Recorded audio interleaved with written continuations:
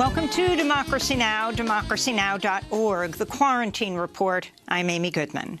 The U.S. death toll from the coronavirus pandemic has topped 155,000 as the number of people hospitalized with COVID-19 soared in July by nearly 50%. On Sunday, top White House coronavirus advisor Dr. Deborah Birx appeared on CNN and warned the country has entered a new phase in its fight against the pandemic. What we're seeing today is different from March and April. It is extraordinarily widespread. It's into the rural as equal urban areas. And to everybody who lives in a rural area, you are not immune or protected from this virus. Over the weekend, California became the first state to record more than 500,000 confirmed COVID-19 cases. California reported 219 deaths on Friday, a new single-day high. Meanwhile, the COVID-19 death toll at San Quentin State Prison has reached 20. This comes as more than 7,000 people in Southern California have been forced to flee their homes due to a massive wildfire east of Los Angeles. A new report in Vanity Fair reveals a White House task force led by Jared Kushner abandoned a nationwide coronavirus testing plan in the spring for political reasons. One public health expert in frequent contact with the White House official coronavirus task force said, quote, the political folks believed that because it was going to be relegated to Democratic states, that they could blame those governors and that would be an effective political strategy, unquote. In news from Capitol Hill, negotiations over the next coronavirus stimulus bill remain at a standstill. Republicans are refusing to support renewing a program to give unemployed workers an additional $600 a week in benefits. The enhanced benefit expired Friday. In other news from Washington, Democratic Congressmember Raul Grijalva has tested positive for COVID-19 just days after he chaired a meeting attended by Republican Congressmember Louis Gohmert, who refused to wear a mask and later tested positive. In a statement, Grijalva said, quote, while I cannot blame anyone directly for this, this week has shown there are some members of Congress who fail to take this crisis seriously, unquote.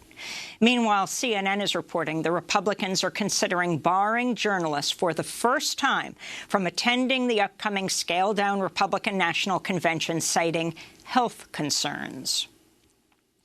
The global death toll from the coronavirus is approaching 700,000, with nearly 18 million confirmed cases as the pandemic continues to accelerate. During the month of July, more than 8 million people tested positive, almost as many as in the first 6 months of the pandemic combined. The World Health Organization reports cases are now doubling every 6 weeks. In India, the death tolls topped 38,000, the fifth highest in the world, surpassing Italy. One of India's top officials, Home Affairs Minister Amit Shah, has been hospitalized after testing positive. The Philippines reported over 5,000 new coronavirus infections Sunday, its largest single-day increase on record, bringing its total confirmed cases to over 100,000. The authoritarian President Rodrigo Duterte announced he's reimposing a stricter lockdown around the capital, Manila, as medical workers around the country warn the healthcare system could collapse. In Australia, a state of disaster has been declared in Victoria, which has instituted a nightly curfew to fight the outbreak. The coronavirus is still surging in South Africa, where over 500,000 have now tested positive for the virus. Medical workers say the surge in cases has brought South Africa's healthcare system close to collapse. The cracks that have been there even before coronavirus are getting bigger every day.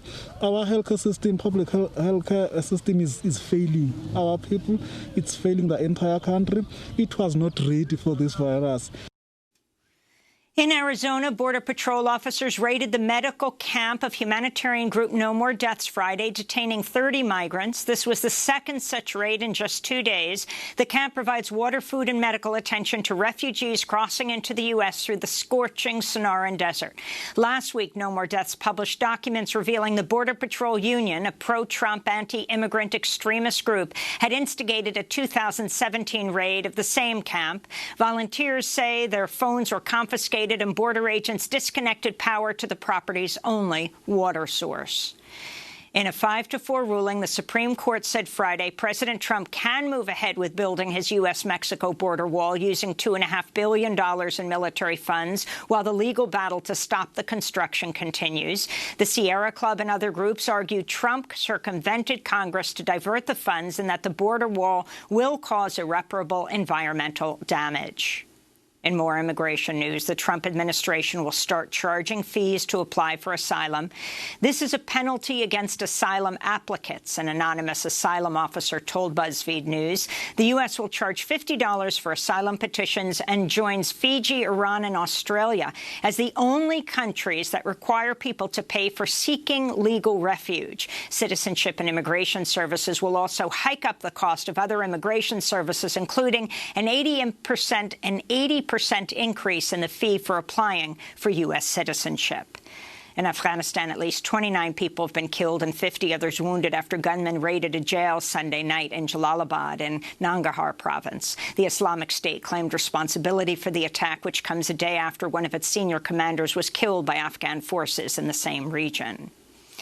In Zimbabwe, the author Tsitsi Dagarembwa, a Booker Prize nominee, was released on bail Saturday alongside several others after being arrested for holding anti-government protests. Authorities had banned a Friday protest which was calling for an end to corruption and a worsening economic crisis, but Dagarembwa still staged a two-person action for which she was arrested.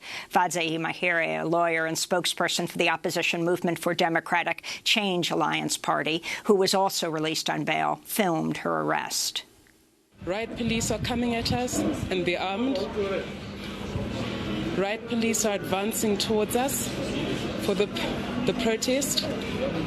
Rights groups are warning the government of President Emerson Mnangagwa is intensifying its crackdown on critical voices, comparing his tactics to former strongman leader President Robert Mugabe, who was ousted in 2017. Hong Kong has postponed legislative elections, citing the pandemic as it intensifies its crackdown on opposition leaders and critics. A dozen pro-democracy candidates were blocked from running, including prominent activist Joshua Wong. This comes as Hong Kong has issued arrest warrants for at least 6 pro-democracy figures under its new national security law, including a U.S. citizen, Samuel Chu, who works at the D.C.-based Hong Kong Democracy Council and lives in the United States. Microsoft says it's in talks to acquire U.S. operations for the popular app TikTok after Trump said he would ban the Chinese-owned video-sharing platform. Reuters is reporting Trump told Microsoft it has 45 days to close the deal after he previously said he opposed the idea. This comes amidst ongoing tensions between the U.S. and China over the coronavirus trade and the situation in Hong Kong. TikTok says it has 100 million users in the United States and does not share its information with the Chinese government. President Trump has installed a nominee for a top Pentagon job in another nearly identical position after the Senate abruptly canceled his hearing last Thursday when it became clear they didn't have enough votes to confirm him. Retired General and Fox News contributor Anthony Tata, Trump's pick to be the next Undersecretary of Defense for Policy, will now instead be performing the duties of the Deputy Undersecretary of Defense for Policy, a temporary position that does not require Senate confirmation. Tata has come under bipartisan fire for promoting Islamophobic conspiracy theories, including calling former President Barack Obama a terrorist leader, calling Islam the, quote, most oppressive, violent religion I know of, and as well pushing a conspiracy theory that former CIA Director John Brennan ordered the assassination of Trump via a coded tweet.